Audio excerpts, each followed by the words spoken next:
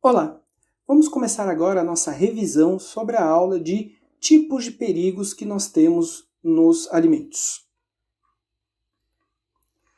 Perigo é toda e qualquer substância, composto, que está presente no alimento que pode causar algum tipo de dano à saúde daquela pessoa que vai consumir esse alimento.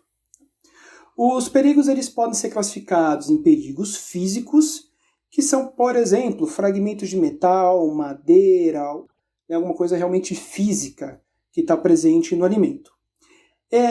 Os perigos físicos eles têm essa característica de ser relativamente mais fáceis de se identificar no alimento, já que você tem um pedaço de madeira, um pedaço de prego no alimento, visualmente você consegue verificar.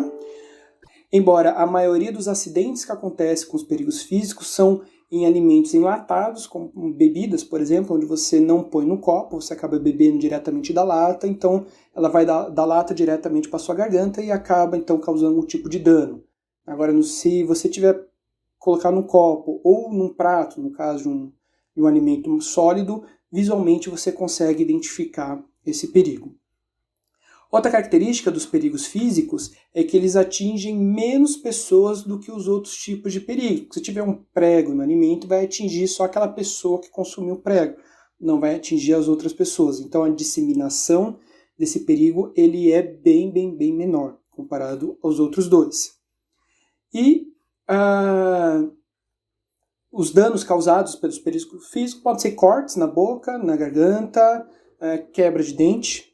Tá? Então você não tem danos mais severos, ou é muito mais raro você ter algum tipo de dano mais severo quando você tem, então, os perigos físicos.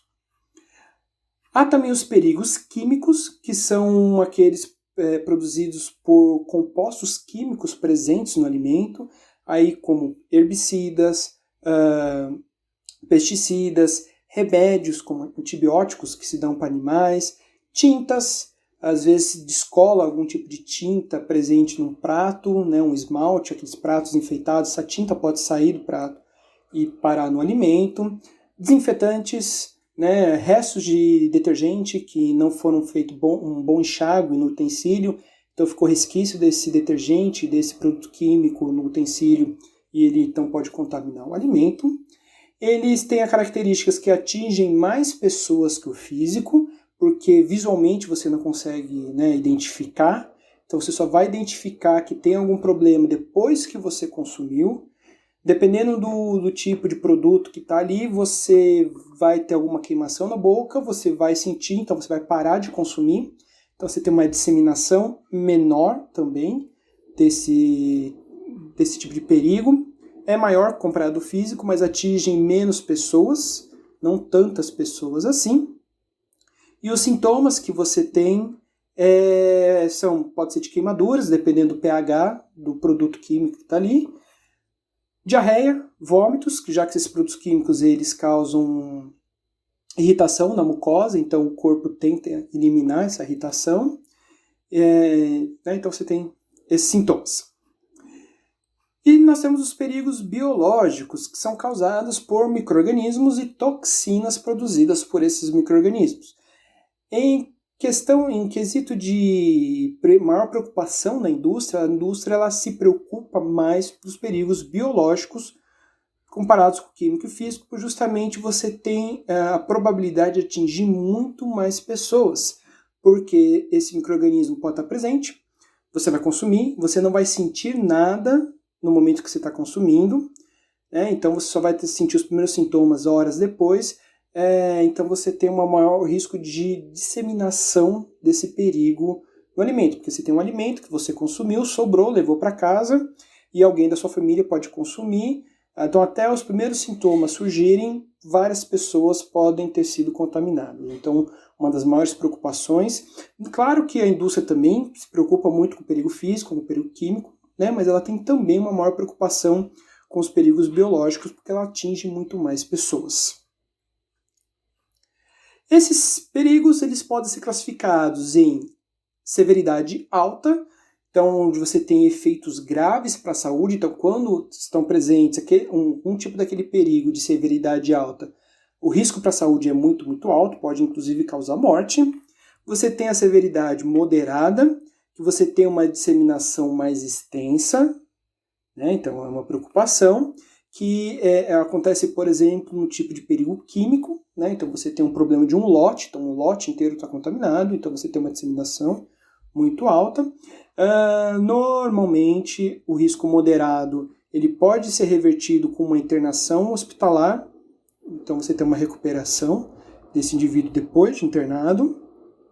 Você tem uma severidade baixa, que é normalmente a severidade presente na maioria dos surtos de doenças transmitidas por alimentos, né? A gente viu na aula passada, na aula de doenças transmitidas por alimentos, que uma das características dessas doenças é que você tem uma recuperação relativamente rápida, né? Então você tem uma severidade baixa. Ou também, essa severidade baixa está presente no tipo de perigo físico, né? Já que atinge poucas pessoas ali. Ou essa severidade pode ser insignificante, né? Então esse risco presente ali, ele é insignificante, e a gente vai ver isso nas aulas sequentes. Às vezes você tem um risco de contaminação microbiológica ali numa etapa, mas na etapa seguinte você vai cozinhar o alimento, ou seja, você vai diminuir a carga microbiana. Então naquele momento que você está analisando, a severidade teoricamente pode ser alta, porque tem um risco de contaminação microbiológica, mas você tem uma etapa seguinte que vai inativar esse micro-organismo, você vai matar esse micro-organismo. Então, esse perigo biológico presente ali, ele pode ser considerado insignificante. A análise do tipo de perigo e a análise do tipo de severidade desse perigo, ele é bem importante porque esses dados são utilizados para determinar os locais apropriados para fazer essa intervenção, né, dentro da indústria. Esses pontos onde tem um perigo e tem uma severidade moderada, alta ali na etapa de produção, ele é chamado de um ponto que necessita de controle. Você precisa controlar para que esse perigo não saia do seu controle. Então ele é chamado de ponto crítico de controle, que é uma das etapas lá do APPCC, da análise, perigos e pontos críticos de controle, que a gente vai ver numa aula mais à frente. Tá? Então fazer essa análise ela é bem importante, justamente para você determinar se naquela etapa, na sua etapa de produção, ela precisa de uma intervenção ou não. E aí precisa estudar, então, o tipo de perigo que está presente naquela etapa e qual é a severidade desse perigo que está presente ali. O mesmo tipo de produto, inclusive, ele pode ter riscos diferentes, né? Por quê? Se você tem fontes diferentes de ingredientes e matéria-prima, você mudou o seu fornecedor, o seu risco pode ser diferente, porque o seu fornecedor ele pode ser mais ou menos, ou ter um maior ou menor controle da qualidade daquela matéria-prima.